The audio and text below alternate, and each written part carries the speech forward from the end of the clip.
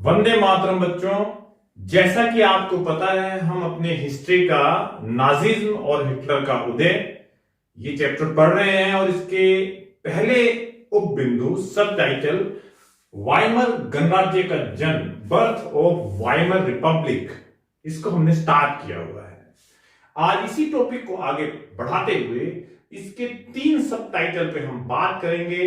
जो फर्स्ट 1.1 है the effect of war, युद्ध का असर। 1.2 है राजनीतिक रेडिकलिज्म यानी political radicalism and economic crisis.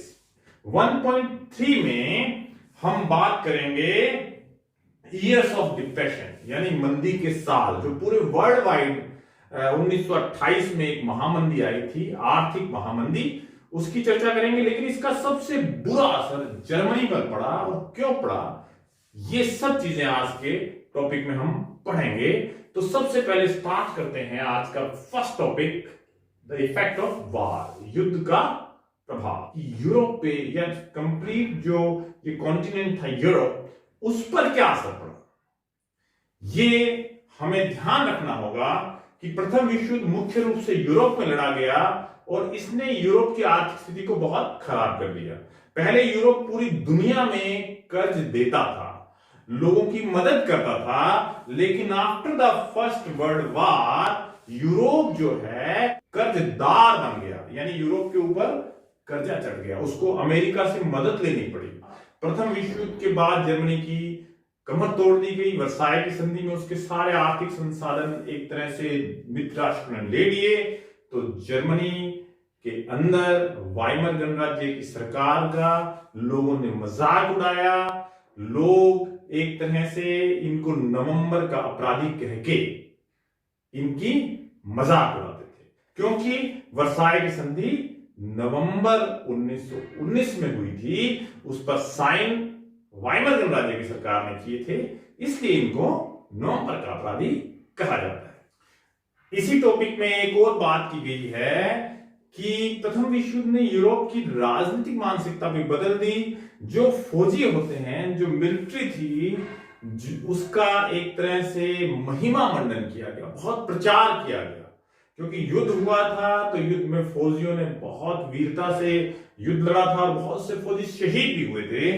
तो ये प्रोपेगेंडा किया गया कि सैनिक जीवन बहुत अच्छा है, सैनिक जीवन राष्ट्र के लिए जरूरी है, राष्ट्रीय भावनाओं का प्रचार प्रसार किया गया। लेकिन हकीकत इससे उल्टा थी, सैनिकों की हालत बहुत खराब थी, युद्ध के मोर्चों पर उनको बहुत सी दिक्कतों का सामना करना पड़ता था। ये एक सोचने वाली चीज है कि बेटा, प्रथम विश्व युद्ध के बाद जर्मनी में हालांकि गणराज्य स्थापित हुआ, लेकिन युद्ध के बाद अचानक जो अस्थिरता आई जर्मनी के ऊपर, जो आप कह सकते हैं आर्थिक बोझ बढ़ा, उससे लोकतंत्र मजबूत नहीं हुआ। लोकतंत्र एक नया और नाजुक विचार था प्रथम विश्व युद्ध के बाद, जो इस इनस्टेबिलिटी में, इस अस्थिरता में नहीं टिक सका।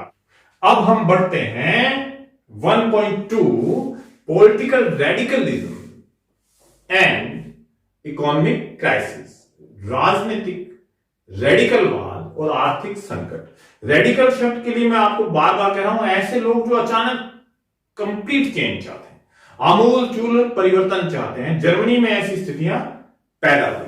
जैसे ही वाइमर गणराज्य की सरकार बनी, जर्मनी के अंदर भी रसिया की तरह ही स्पार्टकिस्ट लीग ने छोटे छोटे मजदूरों के संगठन बनाने शुरू कर दिए, सोवियत संघ की तरफ पे। ठीक है, स्पार्टकिस्ट लीग ने एक क्रांतिकारी आंदोलन की योजना बनाई। ये लोग वाइमर गणराज्य के विरोधी थे, और जो सपोर्टर थे वाइमर गणराज्य के, कौन थे सपोर्टर थे डेमोक्रेट्स, कैथोलिक और सोशलिस्ट। उन लोगों ने मिलकर एक पुराने सैन्य संगठन फ्री कोर की मदद से इन स्पार्टकिस्टों के विरोध को दबा दिया, कुचल दिया। यानी ये विरोध कामयाब नहीं हुआ। बाद में ये स्पार्टकिस्ट जो थे, इन्होंने रूस में कम्युनिस्ट पार्टी की स्थापना की। तो कम्युनिस्ट और सोशलिस्ट अलग अलग हो गए और ये बाद में कभी इकट्ठा नहीं हो सके। आगे हम पढ़ेंगे, जब हिटलर का उदय होता है तो इनकी आपसी फूट की वजह से हिटलर का सामना करने वाला कोई नहीं था। इन क्रांतिकारियों को आर्थिक संकट की वजह से और ज्यादा सपोर्ट मिला, या कह सकते हैं इनकी बात को बल मिला। हुआ क्या बच्चों कि 1923 तक आते आते जर्मनी की हालत बहुत ज्यादा खराब हो गई, क्योंकि याद रखना जर्मनी ने पहला विश्व युद्ध लड़ा था कर्जा लेके, और जर्मनी उसमें हार गया, उस पर बहुत ज्यादा हर्जाना थोप दिया। तो उसको कर्जा जब वापस चुकाना था, स्वर्ण मुद्रा के भंडार में गोल्ड के रूप में रिटर्न करना था, तो उसकी ज्यादा हालत खराब हो गई। उसने वो कर्जा लौटाने से 1923 में मना कर दिया।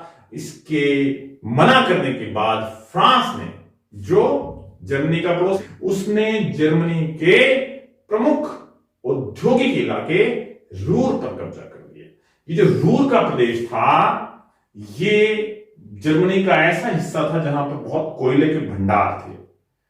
अब जर्मनी की हालत तो ऑलरेडी खराब थी, मुख्य इंडस्ट्रियल एरिया भी जब उसका फ्रांस द्वारा ऑक्यूपाइड हो गया तो और ज्यादा स्थिति खराब होगी। एज ए रिएक्शन, प्रतिक्रिया के रूप में जर्मनी ने अपनी जो करेंसी थी, जर्मनी की जो मुद्रा थी मार्क, उसको बहुत ज्यादा मात्रा में छापना शुरू कर दिया।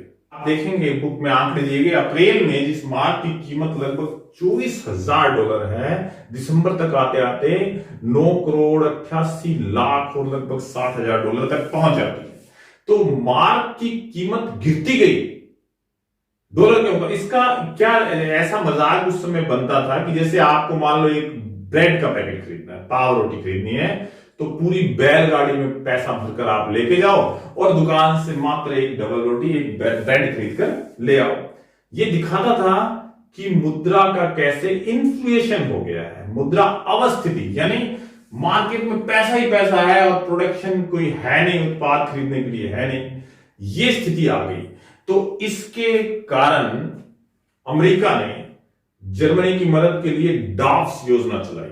डॉव्स योजना बुक में अंडरलाइन कर लेना। ये थी जर्मनी की मदद करने के लिए जो वर्साई की संधि में शर्तें थी ना, उनको थोड़ा रिलैक्स किया गया, उनमें थोड़ी छूट दी गई, इसलिए क्योंकि जर्मनी की हालत बहुत खराब थी। तो ये बेटा था political radicalism and economic crisis. लेकिन यहां एक बात ध्यान रखना कि छोटे छोटे प्रश्न आपको करते जाने हैं। जैसे कि आपसे पूछा जा सकता है वाइमन गणराज्य के सपोर्टर कौन कौन थे, उनके समर्थक कौन कौन थे। समाजवादी थे, डेमोक्रेट थे और कैथोलिक थे। ठीक है, आपसे यह भी पूछा जा सकता है प्रथम विश्व युद्ध के बाद जर्मनी में क्रांतिकारी गतिविधियों के लिए कौन सी लीग की स्थापना हुई। स्पार्टकिस्ट लीग इसका आंसर है।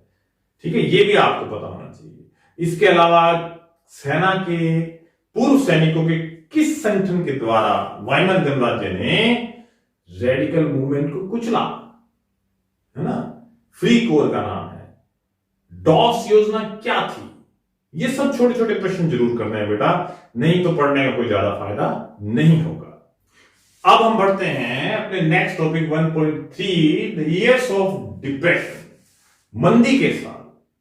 ये साल हैं 1929, 30, 31, 32, वो समय है। देखो अभी हमने डॉव्स योजना की बात की, 1923-24 के बाद जब अमेरिका ने मदद की तो 25, 26, 27, 28 तक जर्मनी की स्थिति कुछ ठीक रही। लेकिन 28 के बाद अचानक 29 में जर्मनी की हालत बहुत खराब हो गई। क्यों?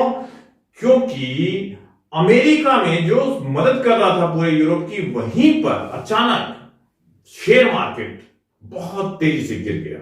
लगभग 1.3 करोड़ शेयर एक ही दिन में बेच दिए गए। इससे अमेरिका की आय लगभग 50% गिर गई, आधी रह गई। और अमेरिका की इस मंदी का सबसे बुरा असर जर्मनी में पड़ा, क्योंकि जर्मनी तो ऑलरेडी अमेरिका के सपोर्ट पर ही चल रहा था। राजनीतिक अस्थिरता भी जर्मनी में बनी रही, उसकी वजह से भी आर्थिक संकट बढ़ता गया। एक्चुअल में वाइमर गणराज्य के संविधान में ही कुछ कमियां थी। एक तो वहां आनुपातिक प्रतिनिधित्व की बात थी, जिसके अकॉर्डिंग किसी भी एक दल को बहुमत नहीं मिलता था, मिलीजुली सरकारें ज्यादा बनती थी, तो उससे कोई स्टेबल गवर्नमेंट वहां नहीं बन पाई। एक और था आर्टिकल 48 करके, जिसके अकॉर्डिंग जो राष्ट्रपति था वो कभी भी इमरजेंसी आपातकाल लगा सकता था। उसकी वजह से भी बहुत छोटे से समय में लगभग 20 मंत्रिमंडल बदले गए। ये जो पॉलिटिकल इंस्टेबिलिटी होती है, इससे भी इकोनॉमिक क्राइसिस बढ़ते हैं। तो लोगों को ऐसा लगने लगा था कि जो पार्लियामेंट्री सिस्टम है, ये जो डेमोक्रेसी है, ये जो वाइमर गणराज्य की सरकार है, वाइमर रिपब्लिक की, ये कोई समाधान नहीं कर सकती, देश का कोई सोल्यूशन इनके पास नहीं है। तो ऐसी स्थिति में हिटलर ने लोगों को सपने दिखाए, और वही हम आगे नेक्स्ट क्लास में पढ़ेंगे, the rise of Hitler, Germany में हिटलर का उदय। तो ये आज का हमारा टॉपिक था। इसके सभी क्वेश्चंस को कवर करते हुए आपको ये टॉपिक कंप्लीट करना है। जय हिंद।